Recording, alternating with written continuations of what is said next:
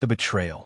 The wind moved softly through the tall, amber grass, bending each blade in quiet surrender beneath the fading light of the setting sun. Elena Whitmore stood at the edge of the prairie, one hand resting protectively over the gentle curve of her pregnant belly, the other holding the small, fragile fingers of her daughter, Grace. The world around her felt vast and indifferent, yet her thoughts were tightly bound to a life that had begun to unravel. There had been a time, not long ago, when Elena believed she understood the shape of her future. It had been simple, even beautiful. A home filled with laughter, a husband whose presence steadied her, and children who would grow beneath the safety of love. Thomas Whitmore had once been the center of that vision. He had been attentive, warm, and disarmingly charming, the kind of man who made promises sound like unbreakable truths. But something had shifted. At first, the changes were small enough to dismiss. Thomas began returning home later than usual, his explanations wrapped in vague necessity. His laughter, once easy and frequent, became rare, replaced by distracted silences. When he did speak, his words often felt rehearsed, as though he were performing the role of a husband rather than inhabiting it. Elena had tried to ignore the unease growing inside her. Pregnancy, she told herself, made emotions unreliable. She clung to that explanation because the alternative demanded a truth she was not ready to face.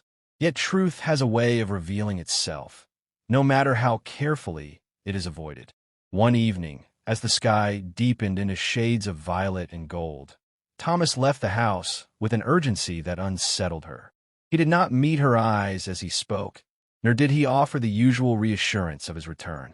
Instead, he disappeared into the fading light, leaving behind a silence that felt heavier than absence. Elena hesitated only a moment before following him.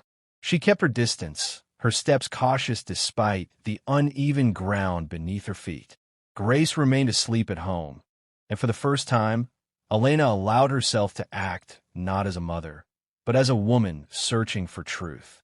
Each step forward tightened the knot in her chest, though she could not yet name the reason why. She found him just beyond a ridge where the land dipped into a shallow hollow, partially hidden from view.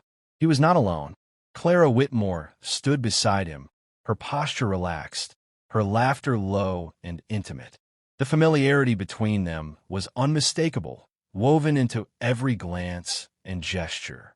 Thomas leaned closer to her, his expression softer than Elena had seen in months. When he reached for Clara's hand, it was not tentative. It was practiced. The world seemed to still. Elena did not cry out. She did not step forward. Instead, she stood frozen in the shadows, watching the quiet collapse of everything she had believed to be true. The man she loved, no, the man she thought she knew, was offering someone else the tenderness he had withdrawn from her. The realization did not come as a sharp blow, but as a slow, suffocating weight. She turned away before they could see her, her breath shallow, her vision blurred not by tears, but by disbelief. Each step back toward home felt heavier than the last, as though the ground itself resisted her return to a life that no longer existed. When Thomas came back later that night, Elena was waiting. The house was dimly lit, the silence between them thick and unyielding. Grace slept peacefully in the next room, unaware of the fracture forming within her family. Elena stood near the window, her posture steady despite the storm within her. "Where were you?" she asked, her voice calm but firm. Thomas paused, clearly unprepared for the directness of the question. For a moment, he seemed to consider denying it. Then, perhaps sensing that the truth had already found its way to her, he exhaled slowly. "It's not what you think," he said, though his tone lacked conviction. Elena met his gaze, her eyes searching for even a trace of the man she once loved. "Then tell me what it is." He hesitated again, but this time there was no attempt to hide behind comforting lies. "I needed something different," he admitted, his words deliberate. "Things haven't been the same, Elena. You've been distant, focused on the baby, on the house. There's no space left for me." The accusation struck deeper than she expected. "I'm carrying your child," she replied, her voice tightening despite her effort to remain composed. "Everything I've done has been for this family, and I didn't ask for it to change this much," Thomas countered, his frustration surfacing. "I didn't ask to feel like a stranger in my own home." The cruelty of his words lingered in the air long after he finished speaking. Elena felt something within her shift, not break but harden. "So you found comfort somewhere else," she said quietly. He did not deny it. That silence was answer enough. By morning, the whispers had already begun. In a town where stories traveled faster than truth, Elena's situation was twisted into something unrecognizable. She was no longer the wronged wife, but the woman who could not keep her husband, the one who had failed, the one people pitied from a distance but avoided up close. An outsider. The word followed her in every glance, every hushed conversation that quieted as she passed. It clung to her more persistently than the dust beneath her feet. By afternoon, Elena made her decision. She packed only what she could carry, her movements deliberate, untouched by hesitation. Grace clung to her skirt, sensing the shift in the air though she could not understand it. The home that once felt like safety now held nothing but echoes of betrayal. Thomas was not there when she left. Perhaps that made it easier. As Elena stepped beyond the threshold, the weight of her choice settled around her, not as regret, but as resolve. She did not know where she would go, nor how she would endure what lay ahead. But she knew one thing with absolute certainty. She would not stay where she was no longer valued. The prairie stretched endlessly before her, quiet and unforgiving. Yet as she walked forward, carrying her daughter and the life growing within her, there was a fragile, unspoken strength in each step. Behind her, the past remained. Ahead, uncertainty waited. And somewhere within that uncertainty, something else began to take shape. Something she could not yet name, but would soon come to define everything. The stranger's kindness. The night beyond the town did not welcome Elena. It endured her. Cold air pressed against her skin, carrying the scent of dry grass and distant earth. She sat beneath a crooked tree, its thin branches offering little protection, her back aching from the long walk and her thoughts refusing to rest. Grace slept curled against her side, small and trusting, unaware of the fragile ground their lives now stood upon. Elena did not close her eyes. Each sound, a shifting breeze, a faint rustle, felt amplified in the darkness. Fear lingered at the edges of her awareness, but it was not fear alone that kept her awake. It was the silence left behind by everything she had lost. A home, a name, a place where she once belonged, all reduced to memory in a matter of hours. When morning came, it brought no relief. The sun rose without sympathy, casting light across a landscape that offered no direction. Elena forced herself to stand, her body protesting the effort. She had no plan beyond moving forward. Stopping meant surrender, and surrender was not an option she could afford. Grace stirred, her voice soft but insistent. "Mama, water." Elena swallowed, her throat dry. There was little left to give. She offered what she could, masking her concern with a faint, reassuring smile. Then she began to walk again. The hours stretched. The land remained unchanged, endless and indifferent. Each step demanded more from her than the last. Her strength, once sustained by purpose, began to thin under the weight of exhaustion. Still, she continued, because turning back meant returning to a place that no longer existed. When her legs finally gave way, the fall was quiet. She sank to the ground, breath unsteady, her vision narrowing as fatigue overtook her resolve. For a moment, she did not move. The stillness felt dangerous, yet her body refused to obey. Grace knelt beside her, confusion replacing the ease of childhood. "Mama, I'm here," Elena whispered, though the words felt fragile. It was then she noticed him. He stood at a distance, far enough to avoid intrusion, close enough to be seen clearly. His presence did not startle her. It unsettled her in a different way. He was still, observant, as though he had been there long enough to understand what he was witnessing. Elena's first instinct was caution. She pulled Grace closer, her body tensing despite its weakness. Trust had become something dangerous, something easily misplaced. The memory of Thomas's betrayal lingered too sharply to allow anything resembling ease. The man did not approach. Instead, he removed a small canteen from his side and placed it carefully on the ground between them. Then he stepped back, creating space rather than closing it. The gesture was deliberate. Elena studied him, searching for intention beyond the simplicity of his actions. His expression revealed little, but there was no urgency in his posture, no attempt to force a response. He waited. Grace reached for the canteen before Elena could stop her. The child's small hands lifted it with quiet urgency, and she drank. Relief softened her features almost instantly, and in that moment, Elena's hesitation weakened. Need overruled doubt. "Thank you," Elena said, her voice steady despite everything. The man inclined his head slightly. When he spoke, his tone was calm, measured. "You should not be alone here." Elena tightened her hold on Grace. "I didn't choose it." He seemed to accept that without question. "My name is Nayeli," he said after a pause.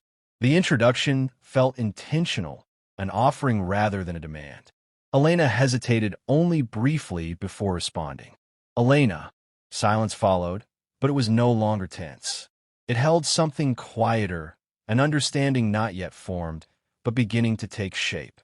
Nayeli gestured toward the distant line of trees where the land dipped slightly. "There is shelter nearby. You can rest." Elena's gaze followed his, uncertainty tightening within her. The offer was simple, but its weight was not. Accepting meant trusting. Trusting meant risking something she had only just begun to protect again. "Why help us?" she asked. Nayeli did not answer immediately. His eyes moved briefly to Grace, then to the subtle curve of Elena's belly. When he spoke, his words were steady, unembellished. "Because you need it." There was no persuasion in his voice, no attempt to convince her beyond the truth of what he had said. It was enough. Elena pushed herself to her feet, her movements slow but determined. Refusal would serve no purpose. Survival demanded more than pride. Nayeli stepped forward only after she did, maintaining a careful distance. He did not lead so much as guide, his pace measured to match hers without acknowledgement. Grace walked more easily now, her earlier fatigue softened by the promise of relief. They reached the shelter as the sun began to lower. It was modest, built with intention rather than haste. Inside, the air felt cooler, quieter. Elena lowered herself onto the woven mat, her body finally surrendering to the exhaustion she could no longer resist. Grace settled beside her, sleep returning almost instantly. Nayeli remained near the entrance, his presence steady but unobtrusive. Time passed without urgency. Elena watched him in brief, quiet moments, the way he moved, the way he allowed silence to exist without filling it. There was no demand in him, no expectation pressing against her. Only patience. As the light faded, he turned toward her. "You cannot return," he said, not unkindly. Elena's throat tightened, but she did not argue. He stepped closer, though carefully, ensuring she could retreat if she wished. When he spoke again, his voice carried a quiet certainty that settled deeply within her. "Come with me," he said. "Your children need a father." The words lingered. They did not demand agreement, nor did they promise ease. They offered something else, something Elena had not allowed herself to consider since she left. Not safety, not certainty, but the possibility of something better. Elena lowered her gaze, her hand resting once more against her belly. The choice before her felt heavier than any step she had taken so far. And yet, for the first time since she walked away from her past, the future no longer felt entirely empty. It waited, and she would have to decide whether to meet it alone or not. The choice. Morning unfolded with a quiet steadiness that Elena had almost forgotten was possible. Soft light entered the shelter in narrow bands, illuminating the small, contained world she had stepped into. For a moment, she remained still, listening, not for danger, but for absence of it. Grace slept peacefully beside her, her breathing even, her small hand resting against Elena's arm as if anchoring her there. Elena shifted slightly, her body still sore, though no longer overwhelmed by exhaustion. Beyond the entrance, Nayeli sat facing the open land, his posture relaxed but attentive, as though he existed in constant awareness without strain. He did not turn when she woke. "You should eat," he said, his voice calm, certain. Elena followed his gaze to the small portion of food set aside for her. The gesture was simple, but it carried the same quiet consistency she had begun to notice in everything he did. He provided without announcing it, cared without expecting acknowledgement. "Thank you," she replied. He inclined his head once, nothing more. Silence returned, but it was no longer heavy. It allowed her thoughts to rise without resistance, and with them came the question she had tried to avoid since the night before. What now? Her hand moved instinctively to her belly. The child within her shifted faintly, a reminder that her choices were no longer hers alone. That truth had always existed, but here it felt sharper, stripped of illusion. "You are thinking of him," Nayeli said. Elena glanced toward him, surprised not by the observation, but by how easily he spoke it. "Yes," she admitted. Nayeli turned then, his gaze steady, neither intrusive nor distant. "And what do you see?" Elena hesitated, searching for an answer that was honest, not convenient. "A man I trusted," she said finally, "and a man who broke that trust without hesitation." Nayeli considered her words without interruption. Both can be true. The simplicity of his response unsettled her. "I don't understand how I didn't see it," she continued, her voice quieter now. "How something so real could become nothing." Nayeli's expression did not change, but his voice softened slightly. "It was not nothing to you."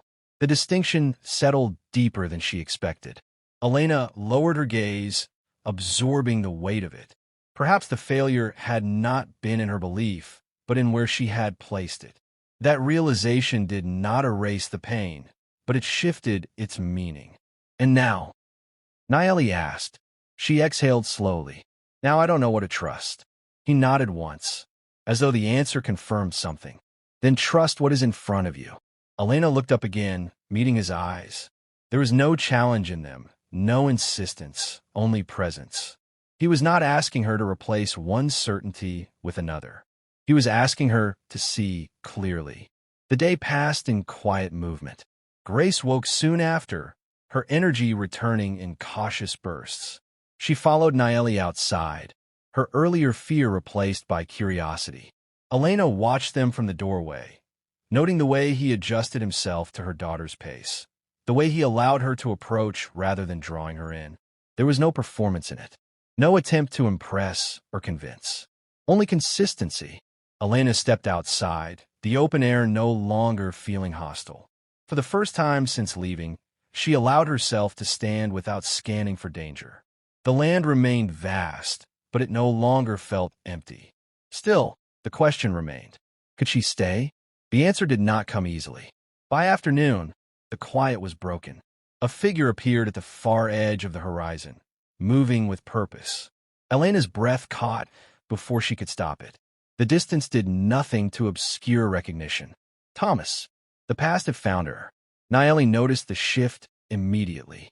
His gaze followed hers, settling on the approaching figure. "Do you want him to come here?" he asked. The question was direct, leaving no room for avoidance. Elena stood still, her thoughts tightening. She had imagined this moment in fragments. Anger, confrontation, closure. But now that it stood before her, it felt different. Simpler. "I won't run," she said. Nayeli gave a small nod and stepped back, not leaving, but allowing her space to meet what was hers to face. Thomas reached them quickly, his expression strained, his confidence fractured by urgency. His eyes fixed on Elena, searching, calculating. "You left," he said, as though the words themselves were accusation enough. Elena met his gaze without flinching. "You gave me reason to." His jaw tightened. "I came to fix this." The familiarity of the claim did not move her. "Fix what?" she asked. "What you broke or what you lost?" Thomas hesitated, just long enough to reveal the truth beneath his words. "Come back," he said. "We can make this right." Elena studied him, not as the man she once loved, but as he stood now. The distance between those two versions felt greater than the land stretching behind him. "You don't want me," she said quietly. "You want things to be easier again." "That's not true," he replied, though his voice lacked certainty. "It is," she said, "because if it wasn't, you would have seen me before you lost me." Silence followed, heavy and unyielding. Thomas stepped closer, frustration rising. "You can't just throw everything away." Elena did not move. "I didn't," she said. "You did." The words settled with finality. For a moment, Thomas seemed prepared to argue further, to force a resolution that no longer belonged to him. But something in Elena's expression, steady, resolved, stopped him. She was no longer uncertain. She was no longer waiting. "I'm not coming back," she said. This time, there was no hesitation. Thomas stared at her, searching for doubt that no longer existed. When he found none, his expression hardened, not with anger, but with reluctant understanding. Without another word, he turned and walked away. Elena watched him go, not with longing, but with release. The past had come to reclaim her, and failed. When she turned back, Nayeli was there, his presence unchanged. The choice she had been avoiding no longer felt distant. It was already made. "I'll stay," she said. The words felt steady, certain. And as the sun lowered across the horizon, the path ahead no longer seemed uncertain. It felt chosen. A new beginning. The seasons did not change all at once. They shifted quietly, almost imperceptibly, until the air carried a different weight and the land reflected a softer, steadier rhythm. Elena came to understand that healing followed much the same pattern. Not sudden, not dramatic, but gradual, shaped by time and choice. By the time the first cool winds replaced the lingering heat of summer, the shelter no longer felt like a place of temporary refuge. It had become something steadier, something earned. Elena moved through her days with a growing sense of purpose, her steps no longer guided by survival alone, but by intention. Grace adapted first. Children, Elena realized, did not cling to the past in the same way adults did. Where she had once been hesitant, Grace embraced the newness around her with quiet curiosity. She followed Nayeli without fear, her laughter returning in full, unburdened by what had been lost. In his presence, she found not just safety, but belonging. Nayeli never claimed the role he had offered. He did not repeat the words he had spoken that first night, nor did he attempt to define himself within their lives. Instead, he acted consistently, without expectation. He repaired what needed mending, gathered what was necessary, and remained present in ways that required no acknowledgement. Elena noticed everything. She saw the patience in his movements, the care in his restraint, the quiet strength in his refusal to demand what had not yet been given. Where Thomas had once filled silence with excuses, Nayeli allowed it to exist without discomfort. Where Thomas had taken without understanding, Nayeli gave without condition. The difference reshaped her understanding of love. It was not found in declarations or promises. It was built in actions, in consistency, in the steady presence of someone who chose to remain. When the time came for her child to be born, there was no panic. The moment arrived in the stillness of early morning, when the sky had only just begun to lighten. Pain came in waves, sharp but expected, grounding her in the reality she had prepared herself to face. Elena did not cry out in fear. She focused instead on each breath, each passing moment, trusting in the strength she had discovered within herself. Nayeli was there. He did not speak more than necessary, nor did he attempt to ease what could not be avoided. His presence alone was enough, steady, unwavering, anchored in a calm that allowed Elena to endure what she must. Grace remained close, her small hand gripping the edge of Elena's dress, her wide eyes filled with concern she could not fully express. Yet even in her uncertainty, she did not retreat. Hours passed, though time seemed to dissolve into sensation and effort. Then at last, the tension broke. A cry filled the shelter, sharp, insistent, alive. Elena exhaled, the weight of the moment releasing all at once as she held her child for the first time. The world, which had once felt uncertain and fractured, narrowed into something singular and undeniable. Life. She looked down at the child in her arms, her exhaustion softened by a quiet sense of completion. This was not the life she had once imagined. It was something different, something unplanned. And yet, it felt more real than anything she had known before. Nayeli stood nearby, his gaze steady, his expression unchanged but not distant. He did not step forward immediately, nor did he impose himself upon the moment. He waited, as he always had, allowing Elena to define what came next. After a moment, she lifted her eyes to meet his. "You can hold him," she said. The words were simple, yet they carried a depth that required no elaboration. Nayeli approached slowly, his movements deliberate. When he took the child into his arms, there was no hesitation, no uncertainty. He held him with the same quiet assurance that defined everything he did, as though he understood the responsibility not as a burden, but as a choice. Elena watched him, something within her settling into place. This was not a replacement for what had been lost. It was something entirely new. Days turned into weeks, and the rhythm of their lives deepened. The shelter expanded, not in size, but in meaning. It became a home defined not by structure, but by the connections formed within it. Grace's laughter filled the space more often than silence. The child, Samuel, grew stronger with each passing day. And Elena, once shaped by doubt and betrayal, moved with a confidence she had never known before. Then, one afternoon, the past returned. Thomas arrived without warning, his presence as abrupt as it was unwelcome. The distance he had once maintained between himself and consequence was gone, replaced by a restlessness that betrayed his intentions. "Elena," he called, his voice carrying across the open land. She stepped outside before he could approach further, her posture calm, her expression unreadable. The sight of him no longer stirred confusion or pain. It brought only clarity. "You shouldn't be here," she said. Thomas's gaze moved past her briefly, taking in the subtle changes, the signs of a life that had continued without him. His jaw tightened. "I came for my family," he replied. The words held no weight. Elena met his gaze steadily. "You left your family." His frustration surfaced immediately. "I made a mistake. That doesn't mean this has to be permanent." "It already is," she said. The certainty in her voice left no space for negotiation. Thomas stepped closer, his composure slipping. "You can't just replace me." Elena did not react to the accusation. Instead, she spoke with a calm that came not from indifference, but from understanding. "I didn't replace you," she said. "I chose something better." The truth of it settled heavily between them.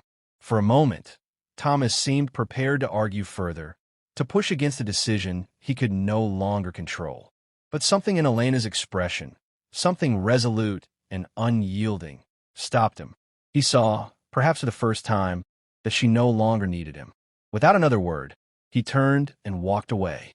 Elena watched him go, not with regret, but with finality. The chapter he represented had closed, not through force, but through choice. When she returned inside, Nayeli was there, Samuel resting quietly in his arms, Grace seated beside him. The scene was simple, unremarkable in its stillness, yet it held everything Elena had once believed she had lost. She stepped forward, her place within it clear. This time, there was no uncertainty, only a quiet, enduring truth. She had not found the life she once imagined. She had found the life she deserved.